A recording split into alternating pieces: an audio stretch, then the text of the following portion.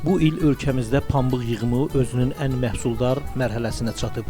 Bu günədək 100 min hektardan artıq əkin sahəsindən 345 min tondan çox xam pambıq tədarik olunub.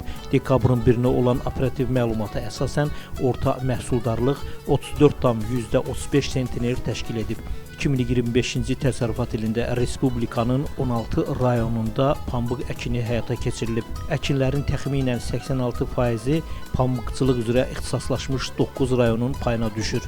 Ağcabədi, Beyləqan, Bərdə, Biləsuvar, İmişli, Neftçala, Saatlı, Sabirabad və Salyan. Bu il pambıq ən çox aşağıdakı rayonlarda əkilib. Saatlı 12.634 hektar, Ağcabədi 11.821 hektar, Sabirabad 11.086 hektar. Bu rəqəmlər təkcə statistika deyil. Bunlar minlərlə əkinçinin zəhməti, günün altında, gecənin ay işığında görülən ağır işin bəhrəsidir. Hər çiyid bir ümid, hər məhsul isə kənd təsərrüfatımızın gücünü göstərən bir göstəricidir. Kadr arxasında görülən tarlalar, yığım maşınları və zəhmətkeş insanların əlləri isə bir həqiqəti təsdiqləyir. Azərbaycan pambıqçılığı bu ildə yüksək nəticələrə imza atmaqdadır.